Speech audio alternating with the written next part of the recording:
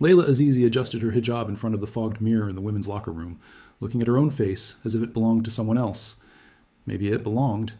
It had been 3 months since she had crossed the border with documents that didn't lie, just omitted everything that mattered. The name was real. The date of birth, authentic. The professional history, validated by systems that they did not know were being used against themselves. Only the soul behind those brown eyes was foreign, trained to inhabit a body that no longer recognized boundaries between truth and necessity. The prison complex where he worked was not on public maps. Officially, it was an administrative annex of the Ministry of Justice intended for internal audit processes. In practice, it was a bureaucratic void where people disappeared without trial, without defense, without a date of departure. Layla had been hired as a registration assistant, an invisible, essential, ignored function. Perfect. She walked across the main hallway carrying a clipboard with transfer forms. Guards ignored her. Older employees barely looked up. No one paid attention to who carried papers. Invisibility was her greatest weapon, and she cultivated it with meticulous discipline. Discreet posture, neutral voice, measured gestures, each movement calculated not to generate memory. The file room was in the basement, accessible only by an elevator that required a weekly renewed access code. Layla will memorize the sequence in the second week. Now, he typed without thinking, as if repeating a daily gesture. The metal doors opened with a mechanical sigh, revealing narrow corridors flanked by gray bookshelves. The smell of old paper and faded ink permeated the air. There, under fluorescent light that flashed at irregular intervals, Layla began to work. Transfer reports, medical records, interrogation records filed in no apparent order. Each document was a fragmented piece of interrupted lives. She read names that would never appear in court, dates that did not correspond to official proceedings, handwritten notes that suggested prolonged psychological pressures. One name has been repeated frequently in recent days: Reza Ahmadi, nuclear engineer according to the initial file, transferred 3 times in 2 months. Weekly interrogations. No formal charges. Just one recurring observation. Resistant. It requires a prolonged approach. Layla photographed the card with a device implanted in the pen she was carrying. The click was imperceptible. The transmission, fragmented and encrypted, would be sent in short bursts over hours, mixed with the complex's normal data traffic. No one would notice. No one had ever noticed.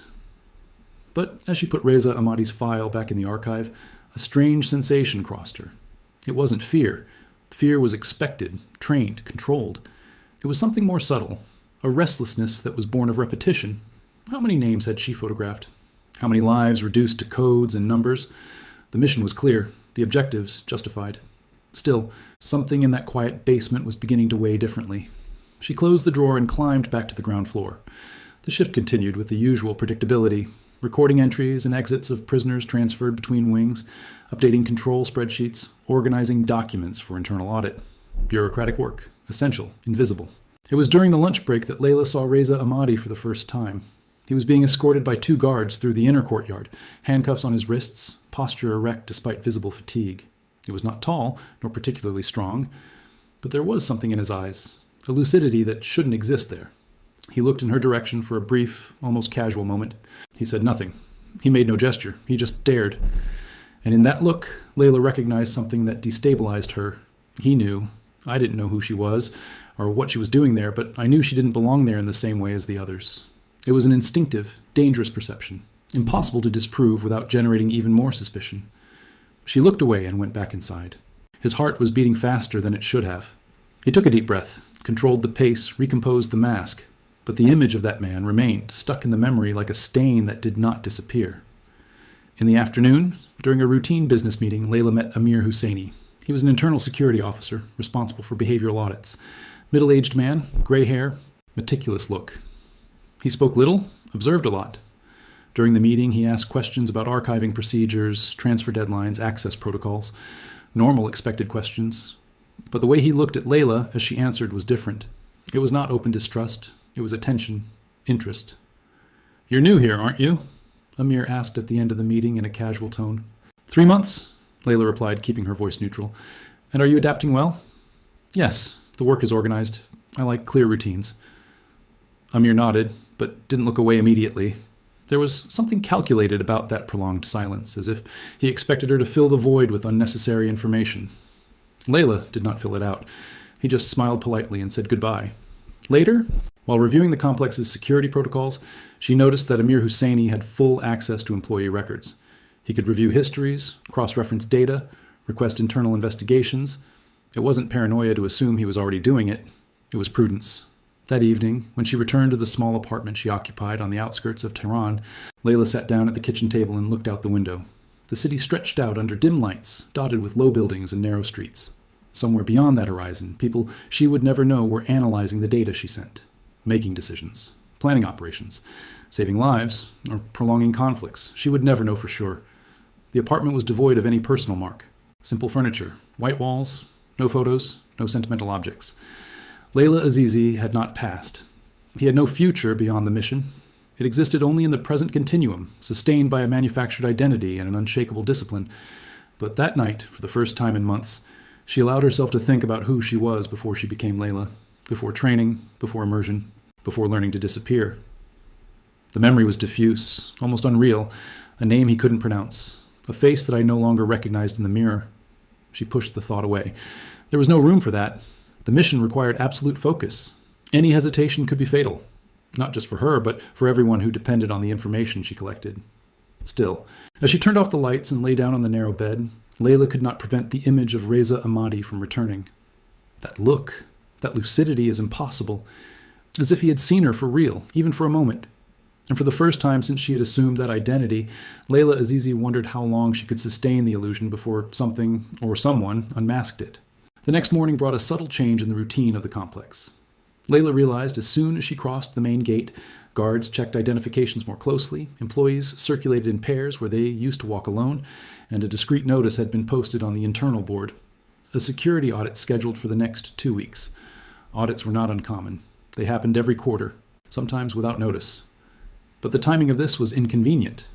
Layla was in the midst of a critical mapping, identifying which wings housed prisoners linked to the nuclear program, cross-referencing interrogation dates with transfers of technical personnel, and reconstructing the network of experts kept off official records.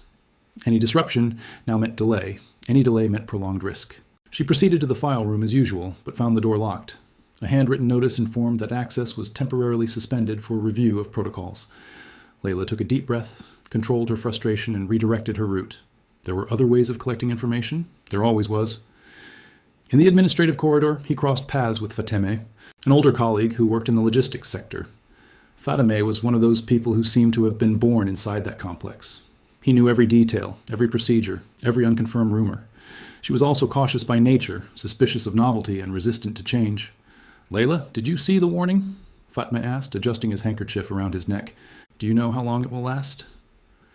"They say 2 weeks, but I've seen an audit that started like this and stayed 2 months. Fatme lowered his voice. "They are exchanging access codes, reviewing entry and exit histories.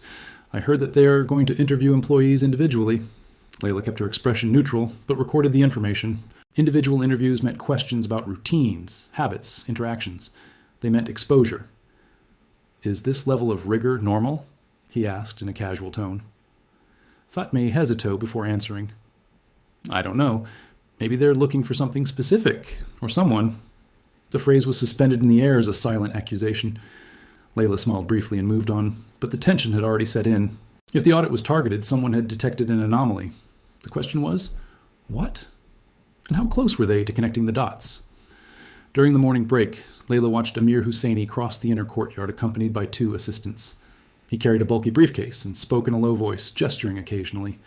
He didn't look in her direction, but his presence was a constant reminder. He was there, watching, analyzing. Layla decided to change her strategy. If the files were inaccessible, it needed an alternative source. And the best source in any bureaucratic system wasn't documents, it was people. People who knew more than they should, who spoke more than they should, who carried valuable information without realizing its weight. In the afternoon, during the reassignment of tasks caused by the audit, Layla was assigned to assist in the processing of internal transfers, a task that typically required direct coordination with guards and officers responsible for moving prisoners. It was an opportunity, risky but necessary. She spent the afternoon reviewing transfer spreadsheets, cross-referencing dates and destinations. Some prisoners were moved between wings of the same complex. Others disappeared from the records altogether, replaced by unexplained numerical codes. Layla memorized patterns, identified rooms that received specific prisoners with unusual frequency, and mentally jotted down the names of the guards responsible for these transfers. One of them, Saeed, was particularly predictable. A man in his 40s, a heavy smoker, he always complained about the night shift. Layla approached him on the way out, offering to help organize the forms he carried in a disorganized way. "Let me fix this," she said in a practical tone. If the audit gets messy, they will blame us. Said grumbled something about excessive bureaucracy, but accepted the help. While arranging the papers, Layla identified 3 overnight transfers involving Reza Ahmadi in the past 2 weeks, always for the same wing, always at the same time, always without a return record. This prisoner here, Layla said, pointing discreetly to her name. Why so many transfers? Said shrugged. Orders from above. I don't ask. I just take it. Where to? D-wing, sub-solo, extended interview rooms. Layla knew the understatement. Prolonged interview meant interrogation with no time limit, no outside supervision, no official record. It meant continuous psychological pressure until the prisoner gave in or broke. She returned the organized forms and thanked them. Said waved absently and moved on. Layla stood still for a moment, processing the information. Reza Ahmadi was being subjected to intensive interrogations, which meant he knew something valuable, something that the regime had not yet been able to extract. That night, when she returned to the apartment, Layla prepared a fragmented report. I couldn't send it all at once. It would be detectable. It needed to divide the data into short bursts, mixed with the normal communication traffic of the complex. Each fragment alone would be useless. Only when gathered on the other side would they make sense. It encrypted the data, scheduled the transmission, and erased the traces. Then he sat down at the table and looked out the window. The silent city stretched out under the dark sky. Lights flashed at irregular intervals. Life happening in invisible layers. Layla thought of Reza Ahmadi. He thought about the interrogation rooms. He thought about what it meant to be kept there, with no defense, no hope, no end in sight. Part of her knew that this information was needed, that every piece of data collected could save lives out there, that the mission justified the means. But another part, a smaller, quieter but persistent part, began to question where the strategy ended and where the complicity began. She pushed the thought away. There was no room for doubt. Not now. 2 days later, during a morning coordination meeting, Amir Husseini announced that one-on-one interviews with officials would begin the following week. Each person would be called separately, without prior notice, to answer questions about routines, interactions, and any anomalies observed. It's standard procedure, Amir said, his voice calm. Nothing to worry about, as long as everyone is doing their job properly. The tone was reassuring, but the message was clear. We are watching. We are testing. We are waiting for someone to make a mistake. Layla knew she would be called. He knew that Amir would ask specific questions, designed to detect inconsistencies. He knew that any hesitation, any over-rehearsed answer, any misplaced detail could generate suspicion. She had a week to prepare, a week to reinforce Layla Azizi's identity until there were no fissures, a week to ensure that each answer was natural, spontaneous, irreproachable. But as I mentally planned how to conduct the interview, another concern grew. If Amir was investigating anomalies, he would eventually review the file access logs. Eventually, he would notice that Layla was present at key moments, close to sensitive information, always too efficient. She needed a justification, something that explained its efficiency without raising flags, something that would make it memorable for just the right reason. The next morning, Layla made a deliberate mistake. He sent a report with an incorrect date, easily detectable, obviously accidental. When Fatme pointed out the mistake, Layla thanked him with genuine surprise and corrected it immediately. It was a smaller humanizing slip, the kind of mistakes that real people made. Small strategic mistakes, calculated imperfections, tools for survival. In the evening, when reviewing the data collected so far, Layla realized that she was close to completing the mapping of the network of prisoners linked to the nuclear program. 2 more weeks, maybe 3, and you'd have enough information to justify extraction. It could come out, I could come back. But something bothered her. A diffuse, uncomfortable sensation that he could not name. Perhaps it was Reza Ahmadi's gaze. Perhaps it was the increasing vigilance of Amir Husseini. Perhaps it was simply the accumulated weight of months of living a lie so complete that the truth began to seem unreal. She closed her eyes and took a deep breath. There was little left, just a little more time, just a little more patience. And then, finally, Layla Azizi could disappear, and the person she was before taking that name could, perhaps, return. But as that hope pulsed faintly in the back of her mind, one question remained unanswered. After so long of being someone else, would it still be possible to go back to who she was? The interview was scheduled for a Tuesday, without a specific time. Layla received only a discreet warning on Monday afternoon. Report to the Homeland Security Sector tomorrow. Wait for the summons. The message was deliberately vague, designed to generate anxiety, so that the interviewee would arrive already destabilized. Layla was not destabilized. He spent the night mentally reviewing every detail of the identity he had built, childhood in Mossad, family linked to veterans of the Iran-Iraq War, technical training in public administration, impeccable professional history. Every fragment of history was anchored in real documents, validated witnesses, memories fabricated with surgical precision. There were no contradictions. There could not be. The next morning, she arrived at the compound with the same attitude as always. Discreet, punctual, efficient.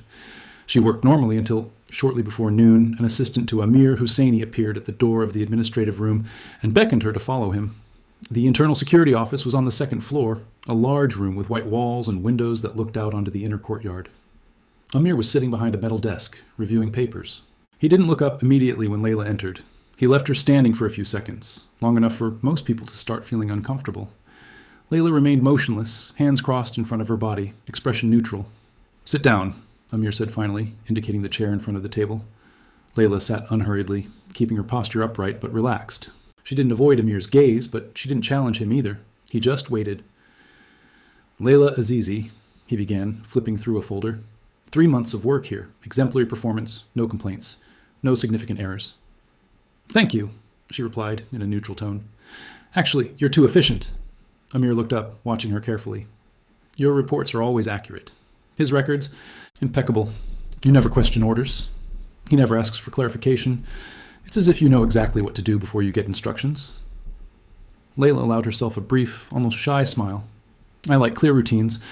When I understand what is expected, I prefer to simply do it. And you understood quickly, very fast. I worked in other administrative sectors before. The procedures are similar." Amir nodded slowly, but didn't look away. "Tell me about your family." The change of subject was abrupt, deliberate. Layla did not hesitate. "My father was a veteran of the war against Iraq. He died 5 years ago. My mother lives in Mossad, retired. I have 2 younger brothers, both married. We don't see each other often. Why? Work, distance, the responsibilities of each one. Are you close to them?" "We are a traditional family. We respect each other, but each one goes on with their lives." Amir made a note. Layla knew he was testing consistency, looking for hesitations, lapses, details that didn't fit. Each answer had to be natural, but not overly rehearsed. It needed to look true without being defensive. "Why did you want to work here?" Amir asked. "The vacancy was available. The salary was fair. I prefer administrative work to customer service. But this is not a common place. Did you know this when you applied?" "I knew it was a security sector. I didn't ask any questions beyond what was necessary. I learned that in some places it's better to do the work than to question the nature of it." Amir leaned forward slightly. "And what do you think of the nature of this work?" Layla kept her expression serene. "I think each institution has its function. It's not up to me to judge. Just fulfill my responsibilities." "Have you ever wondered who the people are in the files you organize?" "No." The response was firm but not aggressive. "My job is to process documents, not to interpret content." Amir studied it in silence for a long moment. Then he went back to leafing through the folder. "You have had access to the underground archives in recent weeks. How often?" "Where necessary to carry out the assigned tasks, usually 2 or 3 times a week." "And what were you doing there?" "I organized transfer records. I updated files. I archived reports." "Alone?" "Most of the time, yes. It is an individual work." "And you never took anything from there? No documents? No copy?" Layla looked directly into Amir's eyes. "No, it would be a serious violation. I wouldn't risk my job like that." Amir nodded again, but his expression remained indecipherable. He closed his briefcase and folded his hands on the table. "Do you know Reza Ahmadi?" "Ah."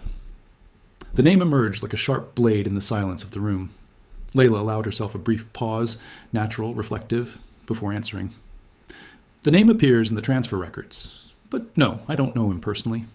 "Did you see him?" "Once, in the courtyard, being escorted. We didn't exchange words."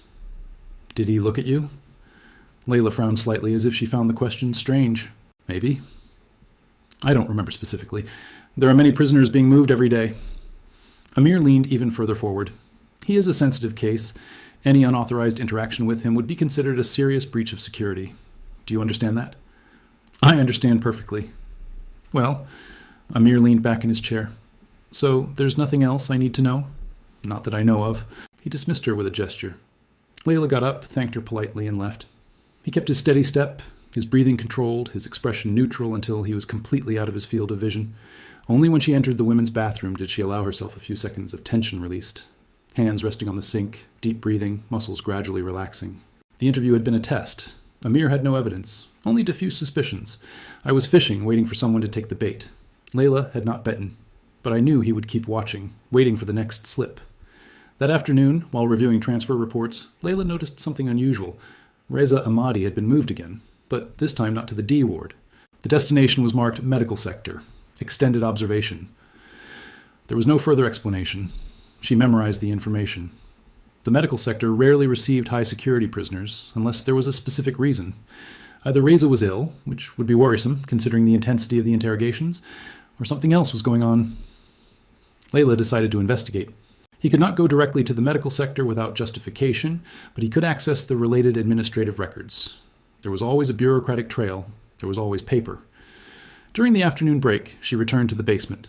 The files were partially released. The audit was still in progress, but some areas had been revalidated. Layla located the medical records section and started looking. He found Reza Ahmadi's file filed in a separate folder marked with a restricted access code. It shouldn't be there. Someone had moved it, perhaps by mistake, perhaps by carelessness during the reorganization caused by the audit. Layla looked around. She was alone. Security cameras covered the entrance, but not the internal corridors between the shelves. It had a narrow time window. He opened the briefcase. The medical record indicated that Reza had been transferred for observation due to signs of acute psychological exhaustion. There was a handwritten note in the bottom corner: temporary suspension of interrogations, pending evaluation. Layla photographed the page quickly and returned the folder to its place. He put the pen in his pocket and left the basement. His heart was beating fast, but his expression remained serene. Back in the administrative room, he processed the information. If Reza was under medical observation, it meant that interrogations had failed. He had not given in. And now the regime was recalibrating its approach, deciding whether it was worth continuing to press or whether they should change their strategy. It was an opportunity. Prisoners under medical observation had different routines: reduced surveillance, access to less monitored areas. If Layla could get some form of indirect contact, a message left, a discreet signal, she could obtain information that documents would never reveal. But it was also an immense risk. Any wrong move, any interaction detected, and Amir would have the proof he was looking for. Layla spent the rest of the day pondering. In the evening, when he returned to his apartment, he sat down at the table and looked out the window. The silent city stretched out under the dark sky. Lights flashed, life happening in invisible layers. She thought of Reza Ahmadi. He thought about what it meant to endure prolonged interrogations. He thought about the cost of this resistance. And for the first time since he had taken on that assignment, he considered the possibility that some information had too high a price, not in operational risk, but in moral weight. The mission was clear, the objectives justified, but how much of herself was she willing to sacrifice to achieve them? What if, in the process of gathering information about other interrupted lives, she was also missing something essential of her own? Layla closed her eyes. I still had no answer. Maybe I never had. But she knew that at some point in the near future, she would need to decide how far she was willing to go. And that decision would define not only the success of the mission, but who it would be when it was all over. The user wants me to continue with Chapter 4 of the narrative. User memories are about video scripts, titles, CTAs, etc. Nothing related to the current narrative I'm creating. I must completely ignore these memories and focus only on continuing the story as the original instructions. I will continue with Chapter 4, keeping approximately 1,300 words. In Brazilian Portuguese, Tom mature and contained progression of dramatic tension, focus on Act 2, the crisis that transforms, limited third person. No crime or death. The decision to try to contact Reza Ahmadi was not made impulsively. Layla spent 3 days observing, mapping routines, identifying patterns. The medical sector had reduced surveillance compared to regular detention wards, but still operate under strict protocols. Doctors, nurses, and administrative assistants circulated at predictable times. Guards made rounds every 2 hours. Cameras covered entrances and main corridors, but not all the rooms inside. There was a window, narrow, risky, but possible. Layla needed a legitimate justification to be in the medical sector. Creating one out of thin air would be suspicious. But if it came naturally, as part of its administrative functions, no one would question it. She just had to wait for the right opportunity. The opportunity came on Thursday, when Fateme suddenly fell ill during work hours, a severe migraine attack that left her unable to continue working. Layla offered to cover her pending tasks, including delivering audit documents to the medical sector.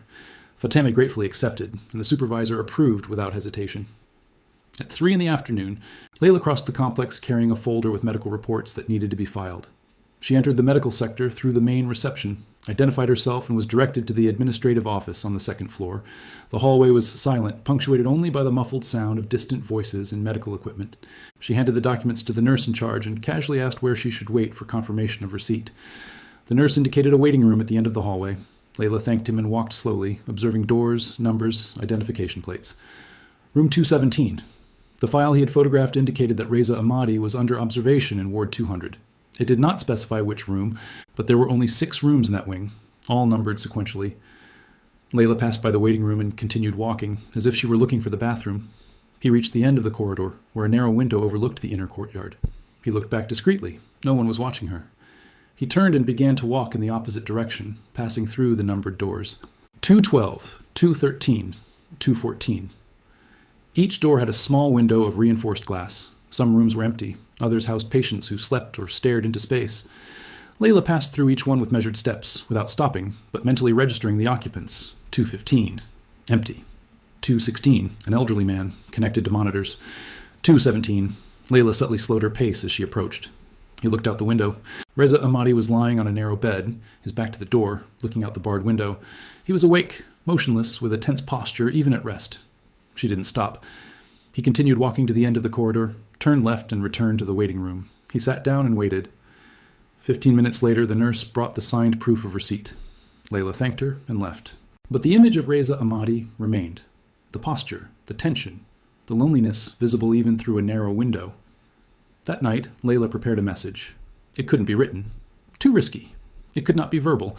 Impossible to justify. It needed to be something that seemed accidental, insignificant, but that communicated the essential. You are not alone. Someone knows you're here. She decided to use an object. Simple, easily explainable if found, but significant for those who knew how to look for it.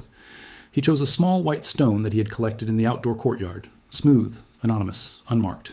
He wrapped her in a piece of paper with a single word written in Farsi. Patience. It was not a promise. It was not a plan. It was just a reminder that someone, somewhere, still cared. The next day, Layla returned to the medical sector. This time, under the pretext of handing over additional forms that had been forgotten the day before. The nurse accepted without question.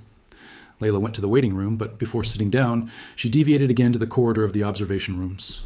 Room 217. The door was ajar. A cleaning assistant worked in the hallway, but with his back to her. Layla passed through the open door, dropped the stone wrapped in paper next to the doorframe, as if it had fallen from her pocket without her noticing, and continued walking. He didn't look back. He did not check if Reza had seen it. He just moved on, collected the necessary voucher, and left the medical sector.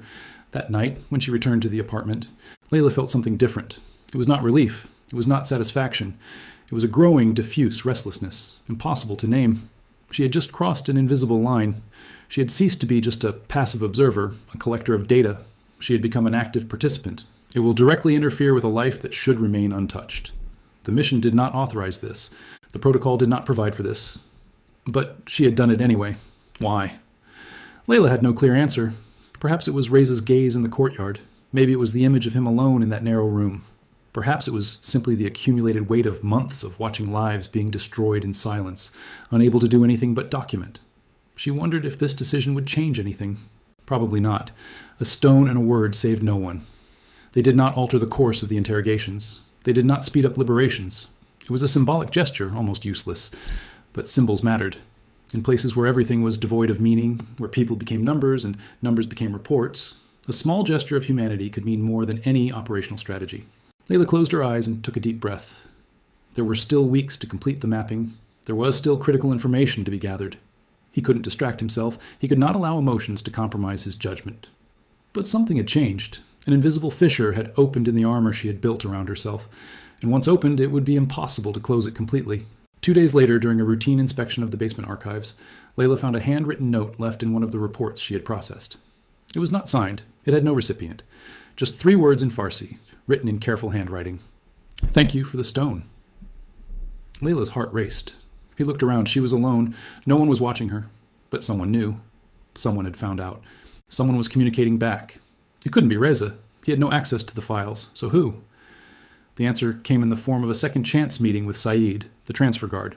He approached her in the hallway, asked if she had lost anything recently. A small rock, maybe? Layla feigned confusion. A stone? No, why? Said shrugged. I found one in the medical sector. I thought it was strange. Stones don't usually appear inside. Maybe someone brought it accidentally. Maybe. Said looked at her for a prolonged moment, then waved and moved on. But the message was clear. Someone had noticed. Someone watched. And if Saeed had noticed, Amir Husseini would eventually notice it too. Layla knew she needed to retreat. Any additional movement would be detected. The window of opportunity had closed. Now, all that remained was to wait and hope that the damage would be contained. But that afternoon, when he returned to the administrative room, he found an envelope on his desk. There was no sender. Inside, a single sheet of paper with a typewritten message: meeting with internal security. Monday, 9 a.m., mandatory attendance. Layla folded the paper calmly and put it away. On the outside, she remained serene. Inside, the mind accelerated, calculating possibilities, preparing defenses, tracing escape routes if necessary. Amir Husseini had called for a second interview, and this time it wouldn't be an exploratory conversation. It would be a confrontation. Layla had 3 days to decide how to face him. 3 days to reinforce the mask or abandon it completely. 3 days to find out if it was still possible to sustain the lie, or if it was too late. That night, alone in the apartment, Layla looked out the window and realized something she hadn't noticed before. The city outside seemed more and more distant, as if it were slowly sinking into a place from which there was no return. As if Layla Azizi was consuming who she really was, erasing layers of identity until only the character remained, and nothing else. She closed her eyes. He took a deep breath, and for the first time since she had taken on that mission, she seriously considered the possibility that she might not make it out intact. Perhaps there was no longer an after where she could go back to who she was before. Perhaps this was now his only reality. And if it was, what did it mean to continue? The user wants me to continue with Chapter 5 of the narrative. User memories are all about video scripts, headlines, CTAs, etc.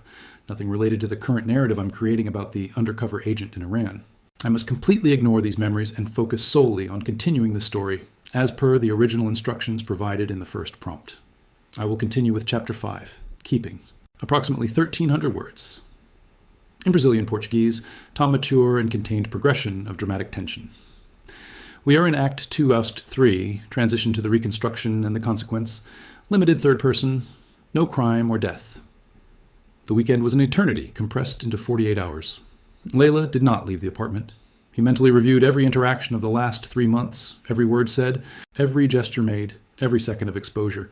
He looked for flaws, inconsistencies, moments where he could have left traces. He found some, small, explainable, but enough to feed the suspicion of someone who was already looking. The stone was a mistake, not operational, morally necessary perhaps, but strategically unsustainable. It will interfere directly when it should remain invisible, and now he would pay the price. Layla considered aborting the mission. Emergency protocols allowed for immediate extraction in the event of imminent compromise. It was enough to activate the code. 48 hours later, he would be out of the country. But it also meant abandoning 3 months of work, leaving the mapping incomplete, and admitting that the operation had failed before it met its objectives.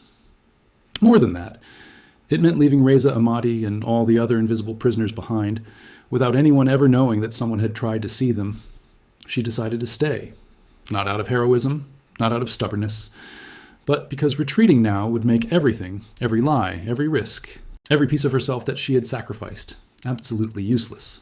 On Monday, Layla arrived at the complex punctually at 8:40. He did not anticipate the meeting, but he did not delay it either. He reported to the internal security reception at exactly 9 o'clock. Amir's assistant ushered her back into the second-floor office. This time, Amir was not alone. There was another man in the room, older, completely white hair, military posture. He was not presented. I just watched. Layla sat where indicated. He kept his hands on his lap, posture upright, expression neutral. He waited.